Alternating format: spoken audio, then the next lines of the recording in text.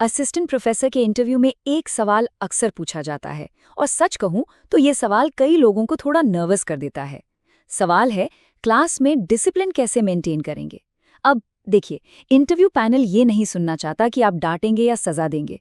वो असल में ये जानना चाहते हैं कि क्या आप बिना गुस्सा दिखाए, बिना चिल्लाए एक मजबूत और पॉजिटिव माहौल बना सकते हैं। तो चलिए आज इसी मुश्किल सवाल का एक ऐसा जवाब तैयार करते हैं जो वाकई में प्रभावशाली हो।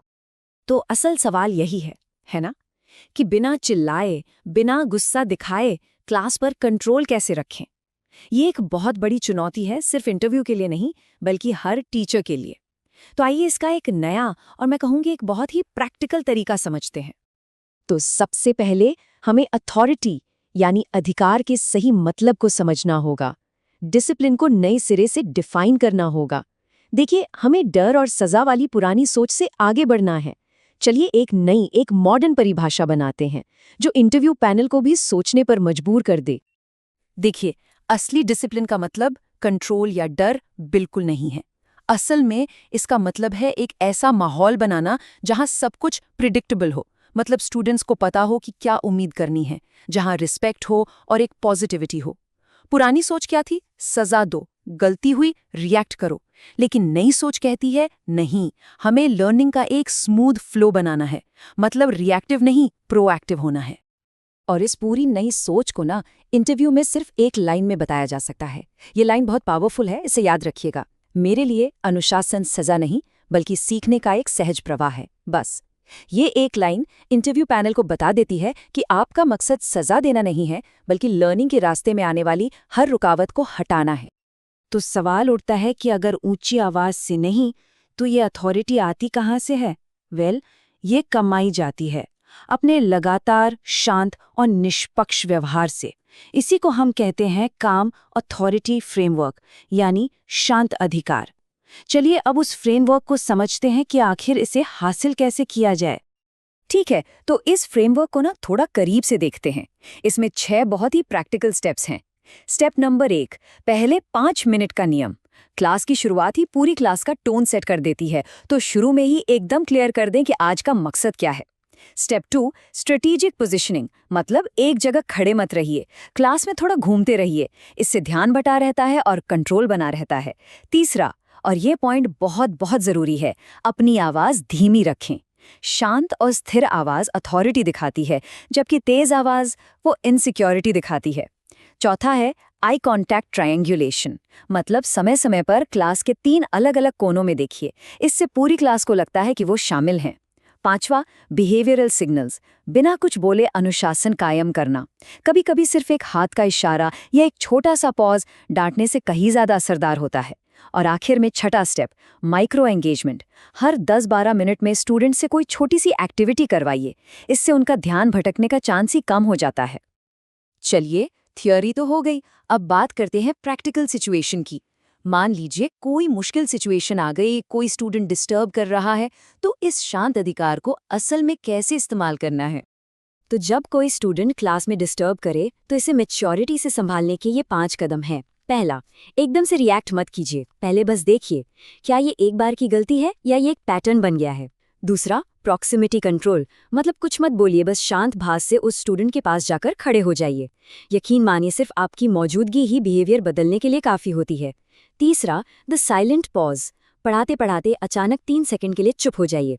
ये खामोशी पूरी क्लास का ध्यान खींच लेगी। चौथा, प्राइवेट बातचीत, कभी भी किसी स्टूडेंट को पूरी क्लास के सामने शर्मिंदा मत कीजिए। क्लास के बाद अकेले में बस 1 मिनट के लिए उनसे आराम से बात कीजिए। और पांचवा, रिस्टोरेटिव अप्रोच, यानी सजा देने के बजाय सल्यूशन पर फोकस कीजिए। पूछिए कि उनकी भागीदारी बढ़ाने में कैसे मदद की जा सकती है। अब आपको लग रहा होगा कि ये सब बातें सुनने में तो अच्छी हैं, पर क्या ये सच में काम करती हैं? चलिए एक असली दुनिया का उदाहरण देखते हैं। ये कहानी साबित कर देगी कि ये फ्रेमवर्क सिर्फ थ्योरी नहीं बल्कि बहुत ज़्यादा प्रैक्टिकल है। तो सिचुएशन कुछ ऐसी थी, 60 स्टूडेंट्स की एक बड़ी क्लास, और उसमें से कुछ स्टूडेंट्स पीछे बैठकर लगातार बातें कर रहे थे। ये एक बहुत ही कॉमन प्रॉब्लम है ना? और इसे हैंडल करना काफ़ी मुश्किल होता है। अब इस सिचुएशन में ज़्यादातर टीचर्स क्या करते? शायद चिल्लाते, लेकिन यहाँ क्या किया गया? कोई रिएक्शन नहीं, बस शांति से बोर्ड पर उस दिन के टॉपिक का एक ज़रूरी सवाल लिखा। और फिर एक कदम पीछे हटकर रुक गए। बस यही था वो साइलेंट पॉज जिसका हमने जिक्र किया था। और इसका नतीजा कमाल का था। पूरी की पूरी क्लास अपने आप चुप हो गई। और सबसे अच्छी बात ये हुई कि अगली क्लास से वही स्टूडेंट्स जो डिस्टर्ब कर रहे थे सबसे ज्यादा एंगेज थे। ये दिखाता है कि शांत अधिकार बिना एक शब्द बोले कितना पावरफुल हो सकता है। तो अब आते हैं सबसे जरूरी हिस्से पर। इन सब बातों को मिलाकर इंटरव्यू के लिए एक परफेक्ट जवाब कैसे तैयार किया जाए, क्या कहना है और क्या बिल्कुल नहीं कहना है। तो सबसे पहले ये देख लेते हैं कि क्या क्या गलतियां हैं जिनसे हर हाल में बचना है।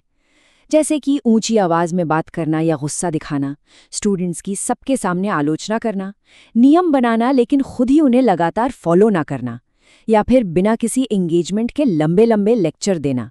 ये सारी चीजें इंटरव्यू पैनल को ये सिग्नल देती हैं कि आप में मैच्योरिटी की कमी है। तो फिर एक आदर्श जवाब क्या हो सकता है? वो कुछ ऐसा सुनाई देगा। मैं क्लासरूम में अनुशासन बनाए रखने के लिए शांत अधिकार और कंसिस्टेंसी का इस्तेमाल करता हूँ। मेरा तरीका रेस्टोरेटिव है, पनिशमेंट वाला नहीं। मैं शुरू में ही साफ अपेक्षाएं तय करता हूँ, अपनी बॉडी लैंग्वेज और नॉन वर्बल संकेतों का इस्तेमाल करता हूँ, और अगर कोई मुद्दा आता भी है तो उसे अकेले में, सम्मान के साथ और सॉल्यूशन पर फोकस करके हल करता हूँ, ताकि लर्निंग का फ्लो कभी ना रुके। अब देखिए, ये जवाब एक ही बार में आपकी मैच्योरिटी और प्रैक्टिकल समझ दोनों को दिखा देता है। और आखिर में ये याद रखना बहुत ज़रूरी है कि हम ये सब कर क्यों रहे हैं। इन सारी टेक्निक्स का असल और बड़ा मकसद क्या है? चलिए इसे एजुकेशन के सबसे बड़े लक्ष्य से जोड़ के देखते हैं। फिलॉसफी बहुत सीधी सी है। डिसिप्लिन कभी भी डर पर आधारित नहीं होना चाहिए, क्योंकि डर सीखने की प्रक्रिया को खत्म कर देता है, जबकि सम्मान सीखने का माहौल बनाता है। ये एक बहुत ही सिंपल लेकिन बहुत ही गहरी सच्चाई है। तो आखिर में बस ये बात याद रखनी है, क्लासरूम डिसिप्लिन का मतलब शोर को शांत करना नहीं है। इसका असली मतलब है लर्निंग को बिना रुके, सम्मान के साथ और मीनिंगफुल बनाए रखने की काबिलियत। शांत अधिकार और निष्पक्षता ही वो माहौल बनाते हैं जिसमें हर स्टूडेंट सीख सकता है, सोच सकता है और सही मायनों में आगे बढ़ सकता है।